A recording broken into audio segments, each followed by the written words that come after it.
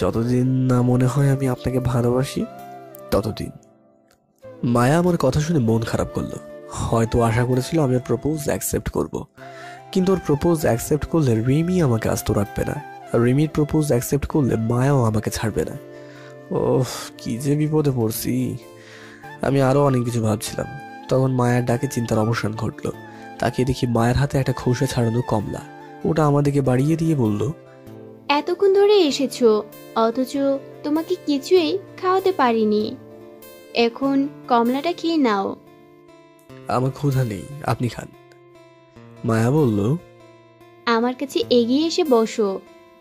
আমি বাধ্য ছেলের মতো মায়ের কাছে বসলাম। মায়া কমলাটা কয়েক টুকরায় ভাগ করেছে। একটা টুকরা আমার মুখের সামনে ধরে বলল, এবার হাঁ করো। মেয়েটা যখন এত করে খাইয়ে দিতে চাইছে তখন আর না বললাম না। আমি কয়েক টুকরো খাওয়ার পর মায়াকে কয়েক টুকরো খাইয়ে দিলাম। হাত ঘড়িতে তাকিয়ে দেখি 4টা 20 বাজে। না, আর বেশি দেরি করা যাবে না। বাসায় 2টা জল্লাদ আমার জন্য অপেক্ষা করছে। না গেলে ওখানে আমার ইজ্জতের ফালুদা হয়ে যাবে। তাই মায়াকে বললাম, আমাকে এখন যেতে হবে। এত তাড়াতাড়ি চলে যাবে? আম্মু আসা পর্যন্ত থাকো। সময় থাকলে থাকতাম, কিন্তু আমার একটা জরুরি কাজ আছে, যেতেই হবে। আচ্ছা যাও। আমি উঠে এক পায়ে গিয়েছি, তখন মায়া আবারও ডাক দিল, হ্যাঁ কিছু বলবেন? হুম। দেখি মায়ের মুখ লজ্জায় রাঙা হয়ে গেছে। কিস করার ধান্দা না তো আবার? একদিনে এত কিস খেতে পারবো না। মায়াকে বললাম, কি বলবেন? আমাকে একটু জড়িয়ে ধরবে? মায়া অনেক আবেগ দিয়ে আমাকে এই কথাটা বলল। এখন আমি কি করব? কখনো তো এইভাবে কেউ বলেনি আমাকে। মায়া আমার দিকে হাত বাড়িয়ে দিয়েছে। আমি কোনো কিছু না ভেবে মায়াকে জড়িয়ে ধরলাম। মায়াকে জড়িয়ে ধরার সাথে সাথে মনে হলো সারা শরীরে কারেন্ট বয়ে গেল। মায়া আমাকে ওর হাত দিয়ে শক্ত করে জড়িয়ে ধরে আছে। এভাবে কিছুক্ষণ থাকার পর দরজায় টোকা পড়ল। আমি মায়াকে ছেড়ে দিলাম। মায়া আমার কপালে একটা আলতো করে চুমু দিয়ে বিছানায় শুয়ে পড়ল। আমি উঠে দরজা খুলে দিলাম। দেখি মায়ের আম্মু দাঁড়িয়ে আছে। আন্টি ভিতরে এলো। আমি বললাম, আন্টি আপনার জন্য তো অপেক্ষা করছিলাম, এখন আমাকে যেতে হবে। আচ্ছা বাবা, দেখে যেও, আর সময় করে আমার মেয়েকে দেখতে এসো। ও হ্যাঁ, কাল ওকে বাসায় নিয়ে যাব, তুমি বাসায় আসবে কিন্তু। আচ্ছা আন্টি, যাব। আমি আন্টি আর মায়ের কাছ থেকে বিদায় নিয়ে বাসায় দিকে চলে আসতে লাগলাম। বাসায় এসে দেখি রিয়ার সীমা রেডি হয়ে আছে। আমাকে দেখে সীমা বলল, যাক, রাইট টাইমে চলে আসছেন। আসলাম অনেক কষ্টে। ভাইয়া আজকে পার্কে যাব। আচ্ছা। রিয়ার সীমার সাথে সন্ধ্যা পর্যন্ত পার্কে ঘুরে বাসায় আসলাম। দুজনকে নিয়ে ঘুরে ঘেমে ভিজে গেছি। গোসল না করে শান্তি লাগবে না। গোসল করে বের হয়ে এসে দেখি প্রায় 7টা বাজে। এখন আবার রিমির কাছে পড়তে যেতে হবে। কি ঝামেলা রে বাবা, সকাল থেকে দৌড়ের ওপর আছি, ঝামেলা যে আমার পিছু ছাড়ে না। রেডি হয়ে পড়তে গেলাম। কলিং বেল বাজাতেই আন্টি দরজা খুলে দিল। আন্টিকে জিজ্ঞাসা করলাম, রিমি আপু কোথায়? আন্টি জবাবে বলল, ওর রুমে আছে, তুমি ওর রুমে যাও। আমি আন্টিকে আর কিছু না বলে দোতলায় এলাম। এরপর কথা না বলে রিমির রুমে দরজায় টোকা দিলাম। রিমি ভেতর থেকে বলল, দরজা খোলা আছে, ভিতরে আয়। আমি দরজায় ধাক্কা দিয়ে রুমের ভিতরে তাকাতে আমার চোখ ছানা বড়া হয়ে গেল। আমি লজ্জায় চোখ বন্ধ করে ফেললাম। ম্যাডাম আমার দিকে না তাকিয়ে বলল, রিনা একটু এদিকে আয় তো, আমার শাড়িটা একটু ঠিক করে দে তো। রিমি তো আমাকে রিনা মনে করে রুমে আসতে বলছে। হয়তো ভাবেনি আমি আসবো, কিন্তু এভাবে আমার থাকা ঠিক হবে না। তাই বললাম, ম্যাডাম আমি রিনা না। ম্যাডাম কথা শুনেই মনে হয় চমকে উঠল। তাড়াতাড়ি শাড়িটা শরীরে কোনো মতে জড়িয়ে নিয়ে আমাকে ধমক দিয়ে বলল, লুচ্চা ছেলে, দেখতেই পাচ্ছিস আমি ড্রেস চেঞ্জ করছি, তারপরও কেন দাঁড়িয়ে আছিস? আমার কোনো দোষ নাই তো, আপনি তো আমাকে আসতে বলেছেন। আর হ্যাঁ, আমি কিছু দেখিনি। শয়তান ছেলে, সবকিছু আমার দেখে নিয়ে বলতেছে কিছুই দেখেনি। যা, বের হো এখন। আমি আর কোনো কথা না বলে রুম থেকে বের হতে লাগলাম। তখন দেখি রিনা চলে এসেছে। রিমি রুমে আমাকে চোখ বড় বড় করে তাকিয়েছে। আমি ওসবে আমল না দিয়ে রুম থেকে বের হয়ে এলাম। নিচে এসে সোফায় বসে চোখ বন্ধ করতে একটু আগের দেখা রিমিকে মনে ভেসে উঠল। মনটাও বড্ড বেহায়া, খালি উল্টা পাল্টা চিন্তা করছে। একটু পর দেখি রিমি নিচে নেমে এলো। ও নীল শাড়ি পরেছে। নীল শাড়ি তোকে হেব্বি মানিয়েছে। আমার সামনে এসে বলল, দেখ তো আমাকে কেমন লাগছে। শাড়ি ছাড়া তো সুন্দরী লাগছিল। এই তোমা কি বলে ফেললাম? শয়তান লুচ্চা, তার মানে তুই তখন আমার সব দেখে ফেলেছিস। সবার কই দেখলাম, একটু আফসোস করেই বললাম কথাটা। শখ কত। আমার কোনো শখ নাই, আর এখন পড়ান, নাহলে আমি বাসায় যাব। আজকে তো পড়তে পারবো না। আমাকে আগে বললেই হতো, এখন বসে থাকতে হতো না। তোর কাজ আছে, তাই যাওয়ার কথা বলিনি। পড়া ছাড়া আমার কোনো কাজ নাই, এই জন্য আমি গেলাম। এত ভাব নিয়ে লাভ নাই, বললাম তো যেতে পারবি না। তাহলে আমি এখানে থেকে কি ঘোড়ার ঘাস কাটবো নাকি? তুই আমার সাথে ঘুরতে যাবি। এই রাতে একটা ফাজিল মেয়ের সাথে আমার মতো একটা ইনোসেন্ট ছেলে বাইরে গেলে না জানি কি হয়ে যাবে। শেষে আমি এই মুখ কাকে দেখাবো? হ্যাঁ দেখ, একদম ফাজলামি করবি না। আমার বান্ধবীর বিয়ে, ওর বাসায় যাব। বললেই হলো, এই রাতে বিয়ে হয় নাকি? আর বলিস না, সন্ধ্যায় ছেলেপক্ষ দেখতে এসেছে, ওদের নাকি মেয়ে পছন্দ হয়েছে, তাই আজই বিয়েটা সারতে চায়। এজন্যই যত ঝামেলা। দিনে হলে তো তোকে নিয়ে যেতাম না, কিন্তু রাত্রের বেলা আম্মু আব্বু যেতে দিবে না। তোকে নিয়ে যাব বলে যেতে দিতে চেয়েছে। এখন যদি তুই না যাস তাহলে আমার আর যাওয়া হবে না। তো রিমি মন খারাপ করে দাঁড়িয়ে আছে। আমি যদি সত্যিই না যাই তাহলে ওর বান্ধবীর বিয়েতে যাওয়া হবে না। একটু না হয় ওর জন্য কষ্ট করে গেলাম, যা হবার হবে। রিমি আমাকে চুপ থাকতে দেখে আমার হাত ধরে বলল, প্লিজ অনিক, চলো। আচ্ছা যাব, কিন্তু এক শর্তে। আমি তোমার সব শর্ত মানতে রাজি আছি। ওখানে আবার আমাকে আপনার বয়ফ্রেন্ড বানিয়ে দিয়েন না। আচ্ছা, তাই হবে। যাক, অন্তত বা শান্তি মতো যাওয়া যেতে পারে। কিন্তু আম্মু যদি জিজ্ঞাসা করে এত দেরি হলো কেন, তাহলে কি বলবো? হ্যাঁ, বুদ্ধি পেয়েছি। রিমির বান্ধবীর বাসায় যেতে বেশি সময় লাগলো না। বাসায় ঢুকে দেখি সত্যি সত্যি বিয়ের আয়োজন হচ্ছে। রিমি আমার হাত ধরে একটা রুমে নিয়ে গেল। রুমটা প্রায় মেয়ে দিয়ে ভর্তি। এত মেয়ের মাঝে নিজেকে খুব অসহায় লাগছে। কেউ এখন যদি উল্টা কিস দেয় তাহলে আমাকে মেরে হাসপাতালে ভর্তি করবে। রিমি আমাকে মৃদু ধাক্কা দিয়ে বলল, এই কি ভাবছো? কই কিছু না তো। তাহলে মুখটা অমন প্যাঁচার মতো করে আছো কেন? আমার এখানে ভালো লাগছে না। আশেপাশে এত সুন্দরী মেয়ে থাকতেও ভালো লাগছে না? আজব ব্যাপার তো। ফাইজলামি করিয়েন না তো। আমি তোমার সাথে ফাজলামি করি না। বাসায় কখন যাবেন? বিয়ে শেষ হলে। কখন বিয়ে শেষ হবে? আমি কি জানি। রিমি আমাকে বলল, চলো আমার বান্ধবীদের সাথে পরিচয় করিয়ে দিই। বলে ওই বান্ধবীদের সামনে নিয়ে গেল। আমি আগে থেকে ওর গুন্ডি বান্ধবীগুলোকে চিনি। সবগুলো এক একটা পাঁজির গুরু। আর এদের সবার গুরু হলো রিমি আর মায়া। ভাগ্যিস মায়া অসুস্থ, নাহলে আমাকে রিমির সাথে দেখলে কি যে হতো। রিমি ওর বান্ধবীদের বলল, তোদের সাথে একে একে পরিচয় করিয়ে দিই। আমাদের ইশারা করে বলল, এ হলো অনিক, আমার হবু বর। আমি তো রিমির কথা শুনে টাসকি খেলাম। শয়তান মাইয়ার কখন আমি হবু বর হলাম? আমি রিমির দিকে তাকালাম। আমাকে তাকানো দেখে একটা শয়তানি হাসি দিয়ে চুপ থাকতে বলল। এরপর ওর বান্ধবীদের দিকে আঙুল দিয়ে বলল, অনিক, এগুলো আমার বান্ধবী, এদের নাম। আমি রিমির কথার মাঝখানে বলে উঠলাম, থাক, এদের নাম আর বলতে হবে না, আমি সবাইকে চিনি।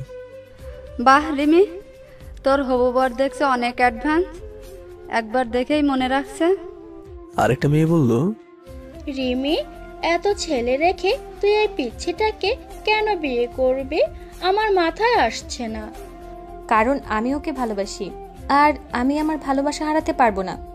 ঠিক বলেছিস, ভালোবাসার মানুষকে ছাড়া বাঁচার কথা কল্পনা করা যায় না। ভালোবাসার মানুষটা সুখে দুঃখে পাশে থাকলে সেই প্রকৃত সুখী। তোর বরটা ছোট না হয়, অনেক কিউট কিন্তু। ও অনেক রোমান্টিক, তোরা বুঝবি না। কেমন রোম্যান্টিক আমরা সবাই জানি। ভার্সিটিতে তো আমাদের সামনেই তোকে কিস করছিল, না জানি এখন কত কিছু করছে। বলেই রিমির বান্ধবীরা হাসতে লাগলো। আমি রিমির দিকে তাকালাম, দেখি লজ্জায় রাঙা হয়ে গেছে। আর আমার রাগে মনে হচ্ছে সবগুলোকে পিটিয়ে ওর আড্ডা ভঙ্গ করি। আমি রিমিকে বললাম, আপনি আড্ডা দিন, আমি বাইরে থেকে ঘুরে আসি। রিমির কোনো উত্তর না শুনে বাসা থেকে বের হয়ে আসলাম। বাসার পাশে টঙের দোকান থেকে একটা বেনসন সিগারেট নিলাম। এরপর ওটায় আগুন জ্বালিয়ে টানতে শুরু করলাম। সিগারেট খাওয়া শেষ করে আবার রিমির বান্ধবীদের বাসায় এলাম। রাতে খাবার পর বিয়ে হলো। বিয়ে শেষে রিমিকে বললাম, রাত 12টা বাজে, এখন বাসায় চলেন। রিমি আমার কথা মাথা নাড়ালো। আমি গাড়ির ড্রাইভিং সিটে বসলাম। রিমি আমার পাশের সিটে বসলো। আমি গাড়ি ড্রাইভিং করতে লাগলাম। কিছুক্ষণের ভেতর রিমিদের বাসার সামনে চলে এলাম। রিমি গাড়ি থেকে নেমে বলল, ভেতরে আসো। রাত অনেক হয়েছে, এখনো যাব না, আমাকে বাসায় যেতে হবে। আম্মু নিশ্চয়ই আমার জন্য টেনশন করছে। আচ্ছা, সাবধানে যাবে, আর বাসায় গিয়ে আমাকে কল করে জানাবে। আমি রিমির কথা জবাব না দিয়ে গাড়ি স্টার্ট দিয়ে চালানো শুরু করলাম। বাসায় কলিং বেল চাপতে আম্মু দরজা খুলে দিল। আমি কোনো কথা না বলে রুমে প্রবেশ করলাম। আম্মু আমাকে বলল, এত রাতে কই ছিলি? তোর কি জ্ঞান লোপ পেয়েছে? জানিস তোর জন্য কত টেনশন হচ্ছিল? কতবার তোকে কল করছি, কিন্তু একবারও কল ধরিসনি। একবার কল করে তো জানাতে পারতি তোর আসতে লেট হবে, তাহলে আমাকে এত চিন্তায় থাকতে হতো না। সরি আম্মু, আর এমনটা হবে না। আসলে এক বন্ধুর আচমকা বিয়ে ঠিক হয়, তাই তোমাকে না জানিয়ে চলে গেছি। আচ্ছা ঠিক আছে, এখন আবার টেবিলে চল। আম্মু আমি খেয়ে এসেছি, এখন আর ক্ষুধা নেই, আমি গেলাম। আম্মু আমাকে অনেক ভালোবাসে, তাই টেনশন একটু বেশি করে। আসলে সব মাই এমন। রুমে ঢুকে ফ্রেশ হয়ে এলাম। ফোনটা হাতে নিতেই মায়ার কল। এত রাতে মায়া আমাকে কল দিবে কেন, সেটা তো কল রিসিভ করলেই জানতে পারবো। হ্যালো। কোথায় তুই? এই তো আমি আমার রুমে। তুই মিথ্যা বলছিস। আমি সত্যি বলছি, বিশ্বাস না হয় ভিডিও কল দিয়ে দেখতে পারেন। আচ্ছা বিশ্বাস করলাম, কিন্তু তুই রিমির সাথে কেন ঘুরতে গেছিলি? রেমি আমাকে জোর করে নিয়ে গেছে, আমার কোনো দোষ নেই। শয়তান লুচ্চা পোলা, আমার সাথেও লাইন মারা, আবার আমার কাজিনের সাথেও লাইন মারা। দেরি কর, আর একটু ভালো হই, তারপর তুই সব লুচ্চামি বের করব। এই যা, সব দেখছি জেনে ফেলেছে, এখন আমি কি করব? এই মাইয়া যেই লেভেলে জল্লাদ, আমাকে পেলে আস্ত রাখবে না। কিন্তু যে করেই হোক এর হাত থেকে বাঁচতে হবে। তাই মায়াকে বললাম, আপনারা দুই বোন যদি আমাকে নিয়ে টানটানি করেন তাহলে আমি কোন দিকে যাব বলেন তো? আমি তোকে আগে প্রপোজ করছি, এই জন্য তুই খালি আমার। এরপর থেকে রিমির আশেপাশে যেন তোকে না দেখি, আর কালই আমি আবুর কাছে তোর কথা বলবো। কি? আমার কথা কেন? তোকে এভাবে ছেড়ে দিলে না জানি কোন মাইয়াকে বিয়ে করে ফেলবি, এই জন্য আগেই তোকে বিয়ে করব। বললেই হয়ে গেল নাকি? বিয়ে? তুই বিয়ে করবি, 100 বার বিয়ে করবি, না করলে তোর নামে রেপ কেস দিয়ে দেব। আমাকে হুমকি দিচ্ছেন? হুমকি না, আমার কথা না শুনলে যা হবে তাই বলছি। আমি এসব হুমকিতে ভয় পাই না। সে দেখা যাবে, এখন তুই ঘুমা, কাল আমার বাসায় আসবি। এত কিছু পরও কি করে ভাবলেন আপনার বাসায় যাব? না আসলে তোর আব্বু আম্মুকে কল করে বলবো আমি তোকে ভালোবাসি। এখন বল, আমার সাথে দেখা করবি নাকি? শয়তান মাইয়ার কথা না শুনলে সত্যি সত্যি ফোন করে বলতে পারে, এর চেয়ে ওর সাথে দেখা করাই উত্তম হবে। এজন্য মায়াকে বললাম, আচ্ছা দেখা করব। এই তো গুড বয়, এখন একটা পাপ্পি দাও। আমি এসব পারি না। দিবি নাকি? ফোনে এসব কি করে দেয়? কাছে আয়, শিখিয়ে দেব। আমার এখন শেখার শখ নাই, আমার ঘুম পাচ্ছে। Good night. রাখলাম বলেই কলটা কেটে দিলাম। যাক বাবা, বাঁচা গেল। আর দেরি না করে শুয়ে পড়লাম। কিন্তু রিমি তো আমাকে কল করতে বলেছিল। ধুর, কল করে আর কি হবে, এখন ঘুমাই। সকালে ঘুম ভাঙলো আব্বুর ডাকে। আব্বু তো আমাকে ঘুম থেকে ডেকে তোলে না, আর যেদিন ডাকবে সেদিন আমার কপালে দুঃখ আছে। আজও মনে হয় ব্যতিক্রম হবে না। রুমে দরজা খুলতে এক গাদা ঝাড়ি দিল। আমাকে এই অবস্থা দেখে সীমা হাসছে। শয়তান মহিলা, আমার বিপদ দেখে মজা নিচ্ছ? আমারও সময় আসবে, তখন আমিও এর হিসাব নেব। ফ্রেশ হয়ে নাস্তা করলাম। এরপর রিয়াকে নিয়ে ওর কলেজে নামিয়ে দিয়ে ভার্সিটিতে এলাম। ক্লাসরুমে বসে আছি, এমন সময় পিয়ন এসে আমাকে বলল, তোমাকে প্রিন্সিপাল স্যার ডেকেছে, আমার সাথে আসুন, বলেই চলে গেল। আমি উঠে প্রিন্সিপাল স্যারের রুমের দিকে এগোতে লাগলাম। মনে হাজার প্রশ্ন কিলবিল করছে। আমি তো কিছু করিনি, তাহলে স্যার কেন ডেকেছে? নাকি রিমি ওর আব্বুকে সব বলে দিয়েছে? যদি বলেই দেয় তাহলে তো আমাকে আজকে আবার 12টা বাজাবে। দ্রুত বুকে স্যারের রুমে দরজায় টোকা দিলাম। ভিতর থেকে স্যার বলল, বাবা ভেতরে এসো। আমি দরজা ঠেলে ভিতরে এলাম। এর আগে কখনো স্যারের রুমে আসেনি, তাই একটু ভয় লাগছে। আমাকে দাঁড়িয়ে থাকতে দেখে স্যার বলল, দাঁড়িয়ে আছো কেন, বসো। আমি চেয়ারে বসলাম। এরপর স্যারকে বললাম, আমাকে ডেকেছেন? একটা কাজে ডাকছি। কি এমন কাজ যার জন্য আমাকে ডাকতে হবে? জানার জন্য বললাম, কি কাজ স্যার? আমাদেরকে একটা প্যাকেট বাড়িয়ে দিয়ে বলল, এটা তোমার আব্বুকে দেবে। আমি আর জিজ্ঞাসা করলাম না এর ভেতরে কি আছে। প্যাকেটটা রঙিন কাগজ দিয়ে মোড়ানো। প্যাকেটটা হাতে নিয়ে বললাম, স্যার আমি তাহলে আসি। আচ্ছা যাও। আমি প্রিন্সিপাল স্যারের রুম থেকে সোজা ক্লাসরুমে চলে এলাম। ক্লাস শেষে রিয়াকে নিয়ে বাসায় চলে এলাম। দুপুরে রুমে শুয়ে আছি, এমন সময় সীমা আমার রুমে এলো। আমি সীমাকে এইভাবে আমার রুমে আসা দেখে ভাবলাম এটাই শাস্তি দেওয়ার সুযোগ। আমাকে দেখে হাসার মজা এইবার বের করব। একটা ধমক দিয়ে বললাম, ওই বেয়াদব মেয়ে, না বলে আমার রুমে আসলি কেন? আমাকে তুই করে বললে? তুই আমার ছোট, তো তোকে তুই বলেই ডাকবো। কিন্তু আমি তো তোমার বেশি ছোট না, তুমি করে বলতে পারো। তুই একটা পিচ্ছি, তো কখনো আমি তুই বলবো না। কি আমি পিচ্ছি? হয় পিচ্ছি তো। আমার চেয়ে 1 ক্লাস উপরে পড়ে ভাব নেওয়া হচ্ছে। চাইলে আমি এখনই তোমার সব ভাব শেষ করে দিতে পারি। ওই ফাজিল মাইয়া, আমি তোর বড়, আমাকে আপনি বলে ডাকবি, তুই বলবি না। তোমাকে আমি তুমি বলেই ডাকবো, পারলে ঠেকাও। দেখ, তোর সাথে আমার ঝগড়া করার কোনো ইচ্ছেই করছে না, এখন আমার রুম থেকে যা। বেশি কথা বললে কিন্তু তোমার বিছানা ভাগ বসাবো। হ্যাঁ, শখ কত। রাজি থাকলে বলো, খালামণিকে বললেই কাজ হবে। তোর আজগুবি কথা শোনার কোনো ইচ্ছে আমার নেই, এখন আমাকে একটু একা থাকতে দে। এত সহজে তোমাকে ছাড়বো না। কি বিড়বিড় করে বলছিস বলতো? কিছু না, তুমি থাকো, আমি পরে আসবো। বলি সীমা উঠে চলে গেল। আমি আবারও শুয়ে পড়লাম। সীমাকে রুমে আসতে দেখে রিয়া বলল, এতক্ষণ কই ছিলি? তোর ভাইয়ার রুমে। ভাইয়ার রুমে তুই কি করতে গিয়েছিলি? এমনি দেখতে গেছিলাম। আগে তো কখনো দেখতে গেলি না, আজকে হঠাৎ দেখতে যাওয়ার কারণ কি? নাকি আমার ভাইয়াকে লাইন মারার চেষ্টা করছিস? এমনি আমার পিছে কত ছেলে ঘুরে, আর তোর ভাইয়ের পিছনে ঘুরতে আমার বয়েই গেছে। আমার ভাই অন্য ছেলেদের মতো না, বুঝলি? আর এত লজ্জা পেতে হবে না, তুই চাইলে আমি তোকে হেল্প করতে পারি। এই জন্য অবশ্য পরে আমাকে খাওয়াতে হবে। তোর মুখে দেখি কিছুই বাধে না। আমি এমনই, আমার সত্ত্বে রাজি হলে বল, আমি কাজ শুরু করব। আগে আমি কিছুদিন ট্রাই করি, না হলে তোকে বলবো। ঘুম থেকে উঠে দেখি 4টা বাজে। আজকে তো মায়েদের বাসায় যেতে হবে, না হলে ফাজিল মায়া না জানি কি করে বসে। এই জন্য তাড়াতাড়ি রেডি হয়ে মায়েদের বাসার সামনে এলাম। কলিং বেল বাজানোর কিছুক্ষণ পর মায়ের আম্মু এসে দরজাটা খুলে দিল।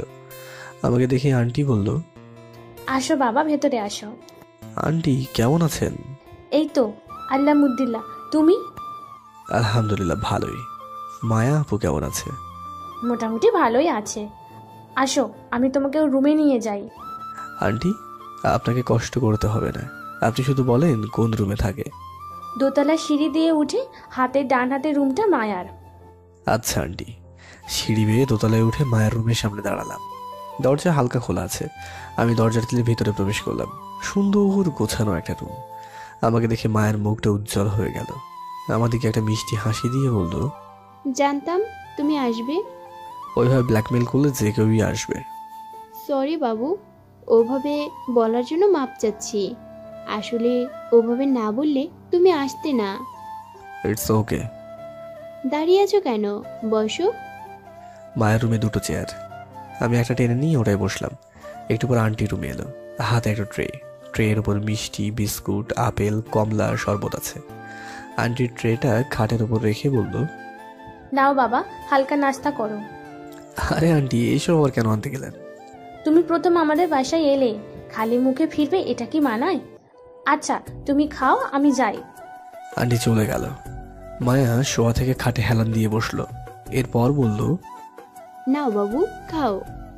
এই যে ম্যাডাম, আমি বাবু না, ওকে? আমি জানি তুমি বাবু না, বাবু তো ভালোবেসে ডাকছি, এটাও বুঝো না? আমি পিচ্ছি মানুষ, এসব কম বুঝি। পিচ্চিরা তো কিস করতে পারে না। আমি মায়ের কথার উত্তর না দিয়ে কমলার টুকরো খেতে লাগলাম। মায়া বলল, আমিও খাবো। নিয়ে খান। তুমি খাইয়ে দাও, তাহলে খাবো। আমি মায়ের মুখে 1 পিস কমলার টুকরো দিয়েছি। অমনি রুমে কে যেন প্রবেশ করলো। তাকিয়ে দেখি রিমি দাঁড়িয়ে আছে।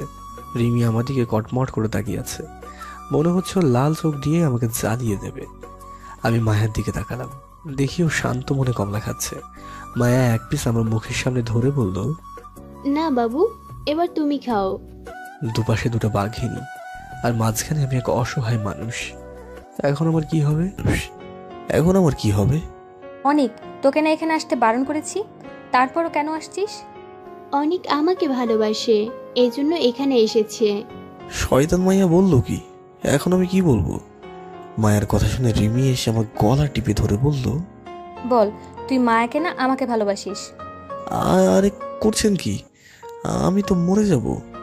রিমি আমার গলা থেকে হাত সরিয়ে নিল। যাক, ছেড়ে বাঁচলাম। কিন্তু এখন আমি কি বলবো, কিছু একটা ভাবতে হবে, এভাবে তো আর চলা যাবে না। হ্যাঁ, বুদ্ধি পেয়েছি। ওই কথা বলছিস না কেন? আমার কথার জবাব দে। আপনাদের দুজনের ভেতর যে আমাকে বেশি ভালোবাসবে তাকেই আমি ভালোবাসবো। অনেক, আমি তোমাকে সবচেয়ে বেশি ভালোবাসি। তোর চেয়ে আমি অনেককে বেশি ভালোবাসি। এভাবে ঝগড়া করলে সমস্যার সমাধান হবে না। এর চেয়ে আমার কাছে একটা উপায় আছে। আপনারা দুজন রাজি থাকলে বলতে পারেন। আমার কথা শুনে দুজনই বললো আমি রাজি। ওকে, তাহলে শুনুন, আগামী 1 বছরের ভেতর যে আমাকে পটাতে পারবে আমি তার। মায়া মনে মনে বলল, 1 বছর লাগবে না, 1 মাসের ভেতর তোমাকে পটিয়ে নিজের করে নেব। রিমি মনে মনে ভাবছে যে করেই হোক আমাকে অনেকের হতেই হবে, কারণ আমি ওকে অনেক বেশি ভালোবাসি। আপনারা দুজন তাহলে রাজি? রাজি। আর হ্যাঁ, আমাকে নিয়ে আপনারা দুজন কোনো ঝগড়া করতে পারবেন না। আমার কথা শুনে ওরা একে অপরের দিকে তাকালো, এবার মাথা নাড়িয়ে সায় দিল। যাক বাবা, 1 বছরের জন্য তো বাঁচা গেল। আমি মায়াকে বললাম, এখন তাহলে আমি আসি। একটু আগে আসলে, এত তাড়াতাড়ি তো তোমাকে যেতে দিচ্ছি না। অনেক এখন আমার সাথে যাবে।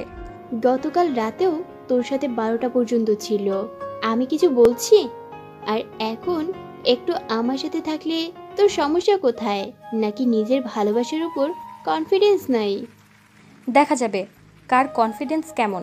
আর হ্যাঁ, আমি যাচ্ছি, কিন্তু অনেকের সাথে কিছু করবি না। ওর সব কিছুতে একমাত্র আমার অধিকার আছে। আমি মায়ের পাশে বসে আছি। রিমির এই কথা শুনে মায়া আমাকে এক ঝটকায় টেনে নিয়ে আমার ঠোঁটে কিস করে বসলো। টানা 2 মিনিট পর আমাকে ছেড়ে দিল। এতক্ষণ আবেশে চোখ বন্ধ করেছিলাম। চোখ খুলে দেখি রিমি আমাদেরকে ভয়ঙ্কর ভাবে তাকিয়ে আছে, আর রাগে ফুলছে। সামনে আমার ভয়ঙ্কর বিপদ আছে। এখন আমি কি করব? রিমি আমাকে কিছু না বলে আগে গজগজ করতে করতে চলে গেল। রিমিকে দারুণ মজা দেখিয়েছি, তাই না? আপনি তো মজা দেখালেন, কিন্তু ও পরে আমার সাথে কি করবে আল্লাহই ভালো জানে। ও তোমাকে বকলে আমাকে বলে দেবা, তারপর ওর বকার স্বাদ বের করব। আচ্ছা, রিমির সামনে কিস করলেন কেন? রিমিকে রাগানোর জন্য। ওকে রাগালে তো আপনার ক্ষতি, কারণ ওর মনে আমাকে পাওয়ার জেদ আরো বেশি চেপে যাবে। ঠিক বলছো, ওর সামনে এসব করা যাবে না। মায়ের সাথে কথা বলছি, এমন সময় আম্মু কল দিয়েছে। হ্যালো আম্মু। বাবা, কই তুই? এই একটা ইম্পর্টেন্ট কাজে আছি। একটু তাড়াতাড়ি বাসায়, জরুরি কাজ আছে। আচ্ছা আম্মু, আমি আসছি। মায়াকে বলে চলে আসলাম। বাসায় এসে দেখি আম্মু, খালামণি, রিয়াজ, সীমা বসে বসে গল্প করছে। আমি আম্মুর কাছে গিয়ে বললাম, আম্মু কি কাজ বলো। বস এখানে। আমি আম্মুর পাশে বসলাম। আচ্ছা, তোকে যে জন্য ডেকেছি সেটা হলো তোর বিয়ে নিয়ে। সীমা দেখে আমার দিকে তাকিয়ে মিটি মিটি হাসছে। ব্যাপার কি? আম্মু তো আবার সীমার সাথে না না না, এটা কখনো হতে পারে না। বিয়ের কথা শুনে এমন রিয়াক্ট করছিস যেন বিয়ে মানে তোর ফাঁসি হবে। আমি না জেনে কাউকে বিয়ে করতে পারবো না। জানার অনেক সময় পাবি, আগে বিয়েটা কর বাবা। চিনি না জানি না এমন কাউকে বিয়ে করবো নাকি? কে বললো চিনিস না? মেয়েকে তুই চিনিস। আম্মু এই কথা বলার সাথে সাথে সীমা উঠে চলে গেল। ব্যাপারটা কি? ও চলে গেল কেন? বিষয়টা তো ঘোলাটে লাগছে। কার সাথে বিয়ের কথা বলছে সেটা আমাকে জানতেই হবে। তাই আম্মুকে বললাম, মেয়েটাকে? আমাদের সীমা, তোর সাথে দারুণ মানাবে। তাই তো বলি, সীমার আচরণ এমন কেন? বিয়ের কথা শুনেই মনে হয় ও আমার সাথে ভাব জমানোর চেষ্টা করছে। কিন্তু এখন যদি সীমার সাথে আমার বিয়ে হয় তাহলে মায়া আর রিমির কি হবে? আমারও তো ওদের দুজনকে ভালো লাগে। যে করেই হোক আমার এই বিয়ে আটকাতেই হবে। আমি আম্মুকে বললাম, সীমাকে আমি বোনের নজরে দেখি, ওকে বিয়ে করতে পারবো না। কি? হ্যাঁ, আমি গেলাম বলেই আমার রুমে চলে আসলাম। মাথার ভিতর ঘুরছে, একদিকে বিয়ে আরেকদিকে 2 জল্লাদ। কোনটাকে বিয়ে করব ভাবতে ভাবতে ঘুমিয়ে গেলাম। ঘুম থেকে উঠে দেখি রাত 9টা বাজে। আজকের পড়তে যাওয়া হলো না। এমনিতে যে প্যাড়ায় আছি তার ভিতর আবার কিসের পড়া। একটু পর দরজায় টোকা পড়লো। আমি না দেখেই বললাম, ভিতরে আয়। একটু পর সীমা আমার রুমে প্রবেশ করলো। আমি সীমাকে বললাম, ওই তুই আমার রুমে কি করছিস? তোমাকে আমার শাশুড়ি মা খাওয়ার জন্য ডাকছে, তাড়াতাড়ি আসো। ওই কে তোর শাশুড়ি মা? তোমার আম্মু, আমার শাশুড়ি মা। খবরদার, আমার আম্মুকে শাশুড়ি মা বলবি না। তুমি মানা করার কে? আমি বলবোই। ওরে বোন, তোর পায়ে ধরি, আমার পিছু ছাড়। ছি ছি ছি, হবু বউকে কি কেউ বোন বলে? এমন গাধার মতো কাজ আর কখনো করবে না, বুঝলে? আল্লাহ, দড়ি ফেলাও, আমি উপরে চলে যাব। বাজে বকা বাদ দিয়ে খেতে আসো, আর দেরি করলে এসে কিন্তু কিছু একটা করে দেবো। আমি সীমার দিকে তাকালাম। এই তো দেখছি কম গুন্ডি না, একেবারে আমাকে শাসন করা শুরু করেছে। না জানি ফিউচারে আমার কি অবস্থা হবে। আল্লাহ গো, আমাকে বাঁচাও। সীমা চলে গেল। আমি উঠে ফ্রেশ হয়ে খেয়ে নিলাম। দেখি টেবিলে সবাই বসে খাচ্ছে। আমি গিয়ে একটা চেয়ারে বসলাম। সীমা আমার সামনে চেয়ারে বসেছে। এখন আমাকে দেখেই চোখ মারল। আমি তো অবাক হয়ে গেলাম মায়ের সাহস দেখে। ওর দিকে আর না তাকিয়ে খেতে লাগলাম। খাওয়া শেষে রুমে এলাম। একটু আগেও ঘুমিয়েছি, তাই এখন আর ঘুম পাচ্ছে না। বসে বসে গেম খেলতে লাগলাম।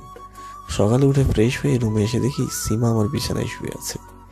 এই কয়েক মিনিটে ভেতর এসে পড়েছে, আবার আমার বিছানাও দখল করেছে। রাগে বললাম, এই সেমরি, তুই আমার বিছানায় কেন? নাম বলছি।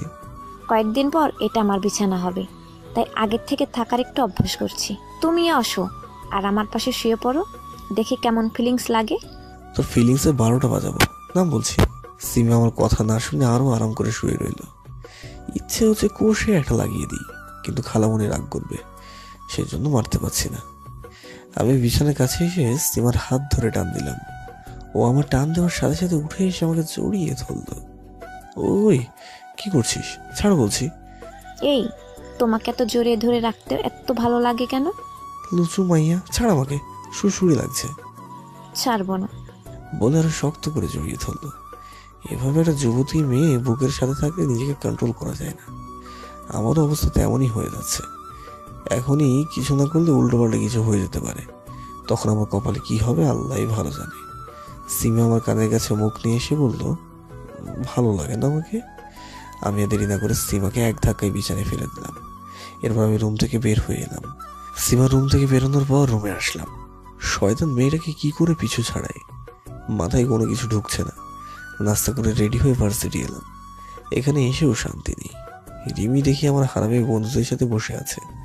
আমাকে দেখেই বলল, এদিকে আয়। আমি ভয়ে ভয়ে রিমির কাছে গেলাম। রিমি আমার দিকে চোখ রাঙিয়ে তাকিয়ে আছে। আমার হারামি বন্ধু আমাকে হেল্প করবে তা না করে এটা দেখে মজা নিচ্ছে। ইচ্ছে হচ্ছে 3 বলদকে আচ্ছা মতো ধোলাই দিই। তুই আমাকে দেখে পালাচ্ছিলি কেন? কই? দেখ, মিথ্যা বলবি না, আমি কিন্তু দেখেছি।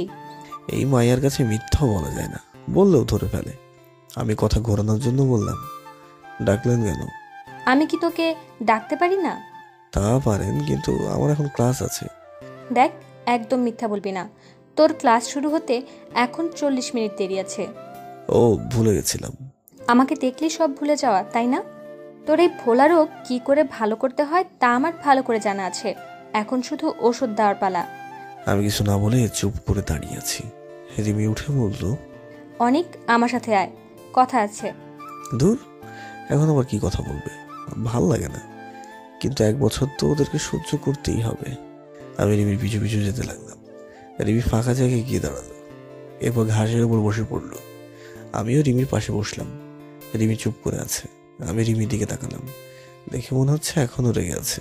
আমি রিমির হাতে হাত রেখে বললাম, ম্যাডাম কি এখনো আমার উপর রেগে আছে, নাকি রাগ কমেছে?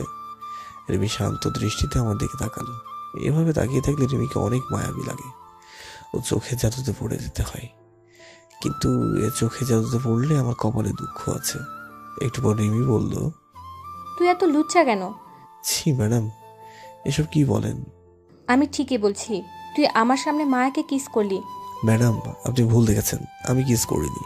মায়া আমাকে জোর করে কিস করেছে। এখানে আমার কোনো দোষ ছিল না। চাইলে আপনিও কিস করতে পারেন, আমি কিছু মনে করবো না। লুচ্চা পোলার শখ কত! যা, তোকে কিস দিব না। না দিলে মায়ের কাছে যাই, ও অনেক ভালো কিস করতে পারে। বলেই দাঁড়িয়ে গেলাম। এখান থেকে এক পাও নড়বি না, নড়লে তোর কপালে অনেক দুঃখ আছে। আমি কোনো কথা না বলে বসে পড়লাম। রিমি আর কথা না বলে চুপচাপ বসে আছে, মনে হচ্ছে কিছু ভাবছে। আমি বললাম, কিছু ভাবছেন? আমার ডাকে রিমি কল্পনা থেকে বাস্তবে ফিরল। নিজেকে একটু গুছিয়ে নিয়ে বলল, আব্বু আমার বিয়ের জন্য ছেলে দেখছে। আব্বুর ছেলে পছন্দ হয়েছে, কালকে ছেলেপক্ষ আমাকে দেখতে আসবে। রিমির কথা শুনে মনে মনে নাগির ড্যান্স দিতে আরম্ভ করলাম। রিমি একটু চুপ থাকার পর আবারও বলল, আমি কিন্তু তোকে ছাড়া আর কাউকে বিয়ে করতে পারবো না। দরকার হলে বাসা থেকে পালিয়ে যাব, তাও তোকেই বিয়ে করব। এবার রিমির কথা শুনে আমার মাথায় ঠাডা পড়লো। একদিকে আম্মু সীমার সাথে বিয়ে দেবে, আর এই মাইয়া আমাকে বিয়ে করার জন্য ওর বাসা ছাড়তে প্রস্তুত। আরেকজন এসব শুনলে যে কি করবে আল্লাহই ভালো জানে। আমি রিমিকে বললাম, শুধু দেখতে আসছে, বিয়ে তো করতে আসছে না, এত টেনশন করার কি আছে? আব্বুর ছেলে পছন্দ মানে বিয়ে পাকা। এখন ওরা শুধু ফর্মালিটির জন্য দেখতে আসবে মনে হয়। ও, তাহলে আর কি করা, আপনার আব্বুর পছন্দ করা ছেলেকে বিয়ে করে নেন। আমার কথা শুনে রিমি রেগে গিয়ে আমার গলা টিপে ধরলো। শুনে রিমি তো রেগে গিয়ে আমার গলা টিপে ধরলো। আরে ম্যাডাম কি করছেন, ছাড়েন। রিমি আমার গলা ছেড়ে দিয়ে কুত্তা, বিলাই, হনুমান আর কত কিছু যে বলে বকা দিল। ম্যাডাম শান্ত হন। হারামি, তুই ভাবতেছিস আমার বিয়ে হয়ে যাক আর তুই মায়ের সাথে সুখে দিন কাটাবি? আমি বেঁচে থাকতে এটা হতে দেব না। আমি তোকে না পেলে কাউকে হতে দেব না, মনে রাখিস। বলে রিমি উঠে চলে গেল। আমি রিমির কথা শুনে থ হয়ে বসে রইলাম। একটু পর মনে হলো আমার তো ক্লাসে যেতে হবে। উঠেই ক্লাস করতে এলাম। ক্লাস শেষে রিয়াকে নিয়ে বাসায় চলে এলাম। রুমে ঢুকেই চিরচেনা রুমটা অপরিচিত অপরিচিত লাগছে। মনে হচ্ছে সবকিছু কেউ উলট পালট করেছে। হ্যাঁ, আমার পড়ার টেবিলটা আগের জায়গায় নেই, আর সবকিছু সরানো হয়েছে। কিন্তু এই কাজটা কে করলো? এমন কাজ করার মতো বাসায় তো কেউ নাই। হ্যাঁ, এটা সীমারই কাজ হবে, ও ছাড়া এই কাজটা কেউ করেনি। ইচ্ছে হচ্ছে কষে কয়েকটা থাপ্পড় মেরে দিই, কিন্তু শয়তানিটা কাছে নেই। ফ্রেশ হয়ে দুপুরে খাবার খেয়ে রুমে শুয়ে রইলাম। বিকেলে বন্ধুদের সাথে আড্ডা দিলাম। সন্ধ্যায় বাসায় এসে পড়তে যাব, তখনই সীমা আমার সামনে এলো। সীমা ওর বেনি করা চুল ঘোরাতে ঘোরাতে বলল, এই কই যাচ্ছ? ওরে এমন ঢঙের কথা শুনলে শরীর জ্বলছে। কিছু না বলে পাশ কাটিয়ে চলে যেতে চাইলাম, কিন্তু পারলাম না। সীমা হাত বাড়িয়ে বলল, আমার কথার উত্তর না দিয়ে কোথাও যেতে পারবে না। দেখ, এটা মজা করার সময় না, আমাকে যেতে দে। বলো কই যাবে? আমি যেখানে ইচ্ছে যাবো, তোকে কি কৈফিয়ত দিতে হবে নাকি? হ্যাঁ, দিতে হবে। কেন? কারণ আমি তোমার হবু বউ। শখ কত, তোর এই শখ কখনো পূরণ হবে না। আমিও দেখে নেব আমাকে ছাড়া কাকে বিয়ে করিস। যা যা, দেখিস দেখিস, এখন সামনে থেকে সত্য হবে না চান্দু, বলো তারপর যেতে দেব। দেখছি সাথে বই আছে, তারপরও কান্নার মতো প্রশ্ন করছিস কেন? হ্যাঁ, কার কাছে পড়তে যাচ্ছ? একটা মেয়ের কাছে। কি দেশে কি ছেলের অভাব পড়েছে যে তুমি মাইয়াদের কাছে পড়তে যাবে? এখন থেকে কোনো মেয়ের কাছে পড়া চলবে না। কার কাছে পড়লে আমার ভালো হবে তোর থেকে আমি ভালো বুঝি, বুঝলি? এখন থেকে আমার পার্সোনাল বিষয়ে নাক গলাবি না, আর এমন করলে তোর কপালে কিন্তু শনি আছে। সীমা সরে দাঁড়ালো। আমি আর কথা না বলে রিমিদের বাসায় চলে এলাম। কলিং বেল বাজাতেই রিনা দরজাটা খুলে দিল। বেশ কয়েকদিন রিনাকে দেখিনি। আমাকে দেখে রিনা বলল, আপনার কথাই ভাবছিলাম, এর ভেতর আপনি চলে এলেন। তা হঠাৎ আমার কথা ভাবছো কেন? এমনি। আচ্ছা রিমি, ম্যাডাম কোথায়? আপু রুমে আছে। তাহলে আমি যাই, হ্যাঁ, আমাকে পড়তে হবে। আচ্ছা যান। দরজা ঠেলে রুমে ঢুকে দেখি রিমি কান্না করছে। আমাকে দেখে চোখ মুছে বলল, কখন এলে? মাত্র এলাম, কিন্তু আপনি কাঁদছেন কেন? কান্নার কারণ নতুন করে বলতে হবে না। আচ্ছা আপনি কাঁদেন, আমি তাহলে বাসায় যাই। আর রিমি কান্না থামিয়ে দিয়ে আমাকে বলল, এই থামো, যেও না। তাহলে কান্না বন্ধ করুন।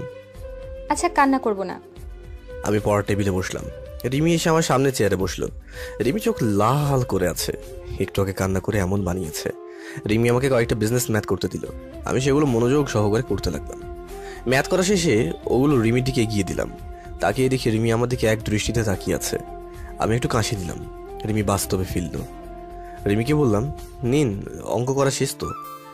আজকে দেখব না। কেন? মন মেজাজ কোনোটাই ভালো নাই। আচ্ছা তাহলে আমি বাসায় গেলাম। যা। আমি উঠে বাসায় চলে এলাম। রাতে খাবার খেয়ে রুমে শুয়ে শুয়ে ভাবতে লাগলাম, এখন আমি কি করব, কোন দিকে যাব। 1 ঘন্টা ভেবে কোনো উপায় পেলাম না। সবকিছু ভাগ্যের উপরে ছেড়ে দিলাম। ভাগ্যে যার সাথে বিয়ে হবে তাকেই করব, কিন্তু বিয়ে তো একজনকেই করব, বাকি দুজনের কি হবে? যা আবার হবে, আর এত চাপ নিতে পারছি না, এখন ঘুমাই। ঘুম ভাঙলো সীমার ডাকে। চোখ খুলে দেখি সীমা একেবারে গিন্নি রূপে দাঁড়িয়ে আছে। ওই বেলা দেখেছো কত হয়েছে? এত দেরি করে ঘুম থেকে উঠলে কেন? বিয়ের পর কিন্তু এসব চলবে না, বলে দিলাম। ওর কথা শুনে আমি কি বলবো ভেবে পেলাম না।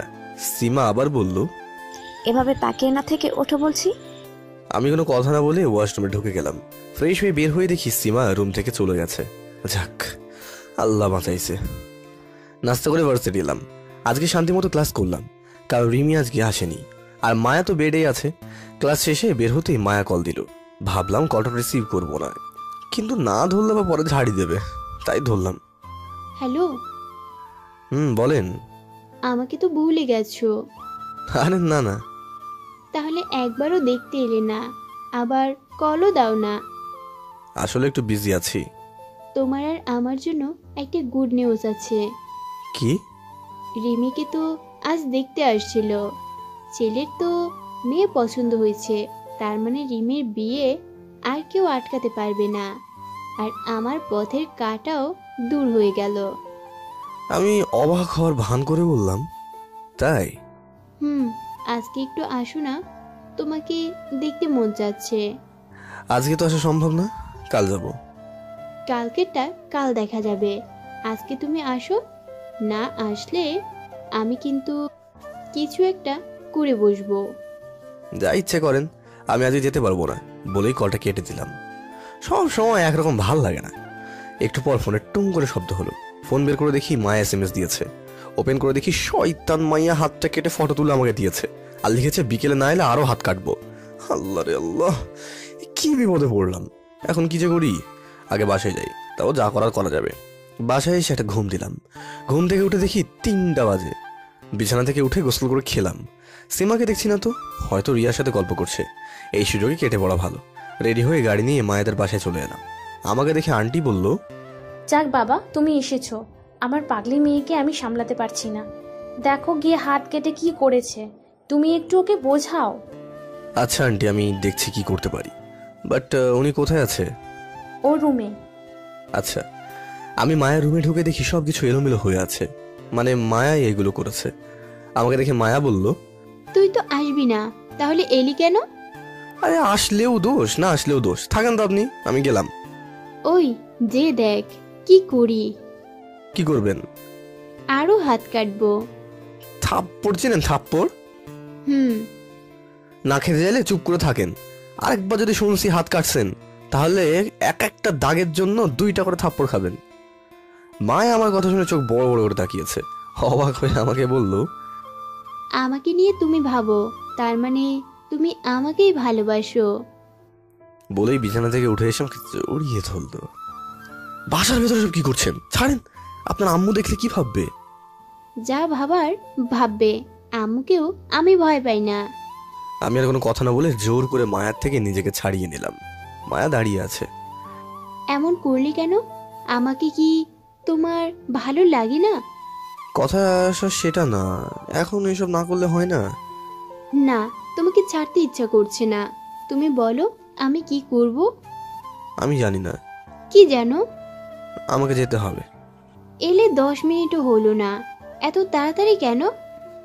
আপনি এমন করলে থাকবো না। আচ্ছা, আর অমন করব না, তাও আরো কিছুক্ষণ থাকো। আচ্ছা।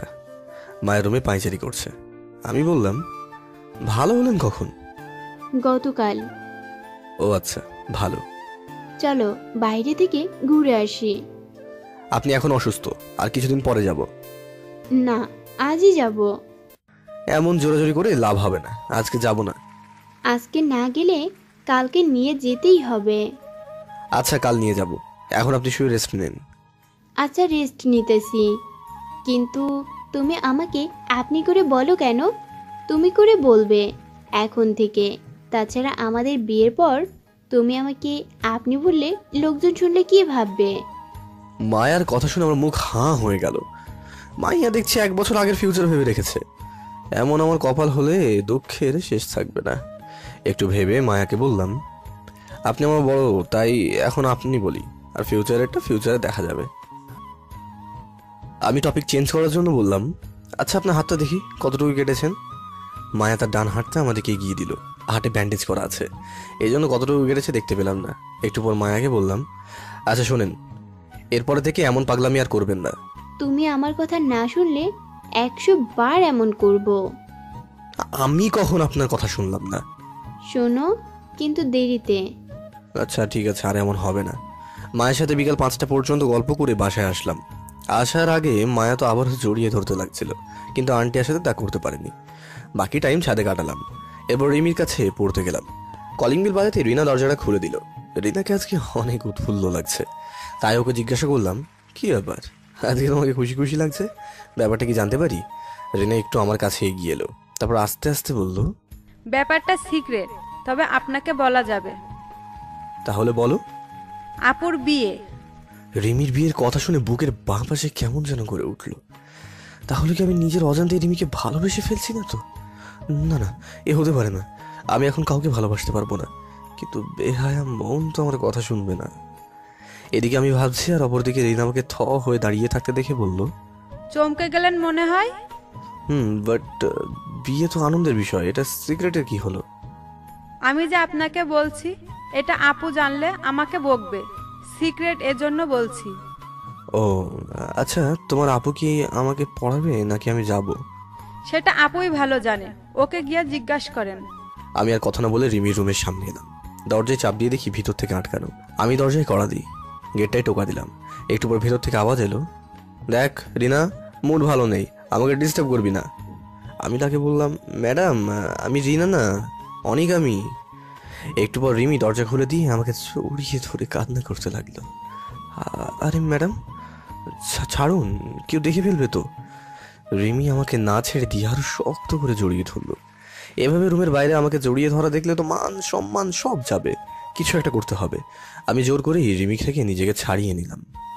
রিমির থেকে নিজেকে ছাড়িয়ে নেওয়ার পর রিমির কান্না থেমে গেল। রিমি আমার দিকে করুণভাবে তাকালো। এমনভাবে তাকাচ্ছেন কেন? তুমি অনেক চেঞ্জ হয়ে গেছো। আজব তো, আমি কখন চেঞ্জ হলাম? তাহলে ছাড়িয়ে নিলে কেন? কেউ দেখে ফেলবে তাই। রিমি কান্না করতে করতে বলল, জানো, তোমাকে জড়িয়ে ধরলে আমার সব কষ্ট দূর হয়ে যায়। মনে হয় এইভাবে সারা জীবন তোমার কাছে থাকি।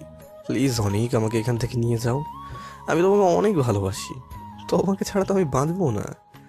রিমির কথা শুনে কি বলবো ভেবে পাচ্ছি না, তবে মেয়েটা আমাকে অনেক ভালোবাসে, আর যে আমাকে এতটা ভালোবাসে তাকে তো দূর করে চলে দিতে পারি না। আমাকে যে করেই হোক এই বিয়েটা আটকাতেই হবে, কিন্তু কি করে? আগে নিজের বিয়েটা ভাঙতে হবে, তারপর রিমির বিয়েটা আটকাতে হবে। রিমি বলল, বাইরে না থেকে ভেতরে আসো। আমি ভেতরে গিয়ে চেয়ারে বসলাম। এরপর ভাবতে লাগলাম কি করা যায়। বুদ্ধি পেয়েছি, তবে এই কাজ করতে রিমি আর মায়ের হেল্প লাগবে। আমি রিমির দিকে তাকালাম, দেখি আগের থেকে আমার দিকে তাকিয়ে আছে। আমি বললাম, এভাবে তাকিয়ে আছেন কেন? তোমাকে দেখি। জানি না আর কতদিন দেখতে পারবেন। মানে? আম্মু আমার বিয়ে ঠিক করেছে। কি? কবে? কার সাথে? আর এত উত্তেজিত হচ্ছেন কেন? ওই, তোর বিয়ে হয়ে গেলে আমার কি হবে? জানি না।